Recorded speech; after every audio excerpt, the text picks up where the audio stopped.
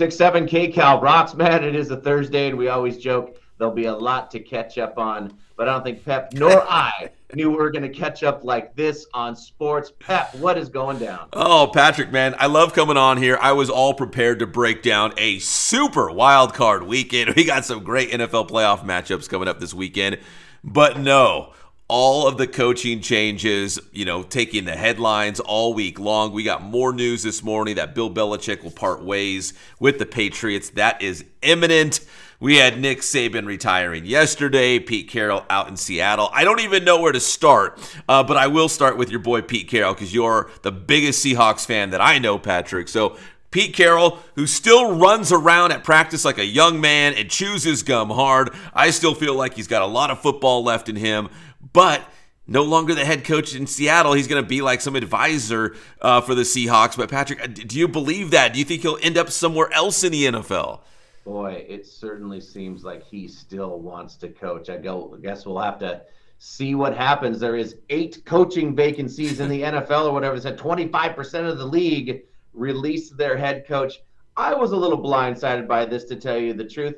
I know that we haven't been doing great over the last few years, and yes, it's tough to follow up that success that we've already had. But nevertheless, I'm very thankful to Pete Carroll. I mean, to bring a Super Bowl to Seattle, a city that, trust me, not a lot of victories are going on in Seattle. I can remember calling my boss here the second we beat the Broncos in the Super Bowl and was just like, you have to let me go home. There is going to be a freaking Super Bowl parade in Seattle. And I can remember standing on the corner and watching Beast Mode throwing out Skittles and Pete Carroll going by. Pete Carroll's money is no good in Seattle. I mean, we're standing on the corner 4 blocks away from the high school I went to. Very surreal. We damn near won the Super Bowl back to back if it weren't for the stupid interception. Nevertheless, we were not great. Of course, Mike Holmgren was before Pete Carroll, but Pete Carroll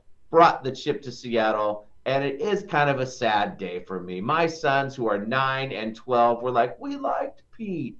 What are we going to do now? And I'm like, great question, young men.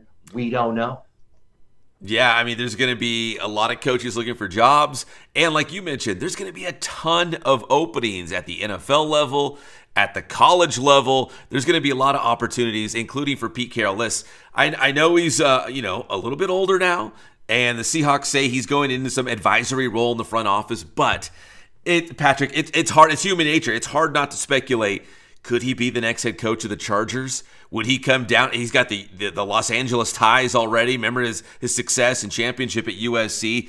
I just feel like whenever I see Pete Carroll video, he's running around at practice. He's throwing the football. He's chewing his gum hard. Like, I just feel like maybe he's not done yet. The Seahawks might say, "Hey, you're done as our head coach," but I just feel like he's not done yet being a coach.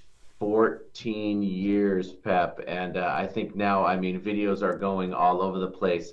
It's starting to dawn on people. I think it's easy to lose the fact on how great of a coach he was, and all his players now sticking up for him. It is kind of sad.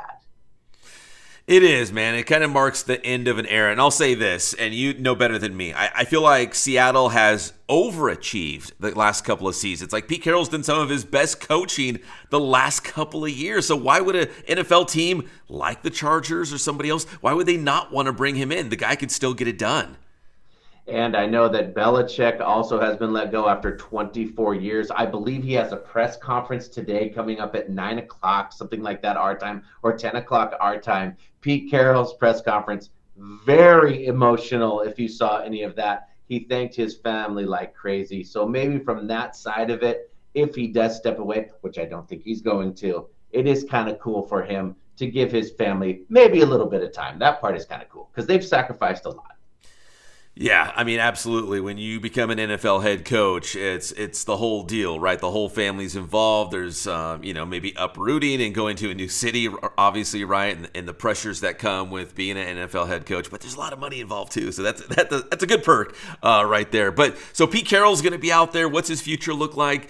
Bill Belichick, he's going to be somewhere. It's not like they're going to announce that Bill Belichick is retiring from football. That guy is not retiring. He's going to be. Every NFL team is probably going to want this guy. So Maybe it's the Raiders. I don't know if they're going to keep Antonio Pierce. Maybe it's the Chargers. There's going to be so many vacancies. And Mike Vrabel, another Bill Belichick, disciple, a former Patriot, he was let go by the Titans. This week, Patrick, has been insane in terms of NFL teams, letting go of their coaches or are parting ways, as I do air quotes here. There's going to be some big names out there and some really good teams looking for head coaches. I could see Belichick going to a place that is kind of like a mess, because he's great at installing the system and getting everything in order. Even an Atlanta Falcons rumor is out there. Yeah, I feel like, at least with Bill Belichick, that everything's going to be on the table, because why would you not want to bring this guy in and maybe fix what you've got going on in your franchise? So there's that. Bill Belichick's a legend. Pete Carroll's a legend. We haven't even brought up Nick Saban, the head coach at Alabama, saying he's retiring from football. Now that's a whole different story, because he's saying he's retiring from football. Does that really mean he's stepping away from football completely? Maybe he'll end up in the broadcast booth somewhere. But he's another guy I feel like, is he really done? Like, I just have a hard time believing that, because he had such a great run. He's probably the greatest college football head coach ever. Yeah, it's like, talk about somebody who's up there with Bear Bryant, yes, the Alabama legend. But another thing that's unbelievable, that was like, wow, he was at Alabama for 17 years. Yeah. Holy cow, I can remember him at LSU, yes, saying, I'm not going to be the coach at Alabama. And then he was the coach. Unbelievable. All three of these coaches we're talking about, a hell of a run. Yeah. Oh, dude. Nick Saban, 7 national titles, 6 of them at Alabama, the one at LSU. And remember, people forget, he tried the NFL. He went to the Miami Dolphins, and it did not go very well. So I don't know, Nick Saban. I'm only speculating here, but sometimes that might drive a man to say, hey, I got to make that right. Like, it did not go well in the NFL. I like that challenge. I've done everything. I'm the greatest college coach of all time.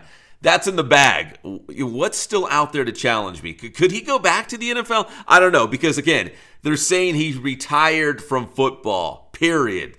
But I don't know. Maybe I don't want to believe it, but that's what they're saying.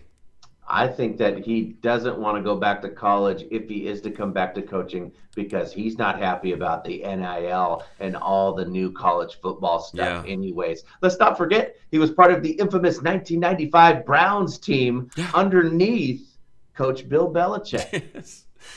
Oh, yeah. Yeah, they've got ties too, those two guys, those two legends. So when you talk about Bill Belichick, Nick Saban, Pete Carroll, maybe even Jim Harbaugh's name might be available in the next week or two, depending on what he does at Michigan. I don't remember a time, Patrick, when there could be so much movement and changing in NFL and college football with all of these coaching legends. It's insane. Like, again, I was ready to talk super wild card weekend and the Rams versus the Lions and all that good stuff. But, man, it has just been a crazy last couple of days for football coaches. Just when you think the NFL offseason is going to have kind of maybe not as big of a year, it's going to be bigger than ever. Yeah, and here's the thing, too, with Belichick and maybe Pete Carroll and for sure Nick Saban.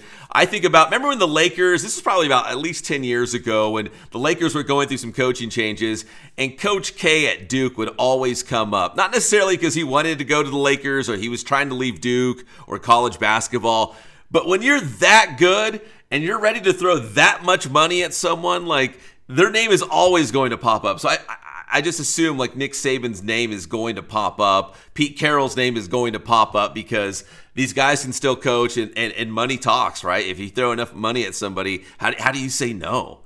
As they say, they're going to make that phone call. You know what I mean? They'd be crazy not to. No, yeah, it's just a phone call, a text, something. Yeah, just to see if they're interested.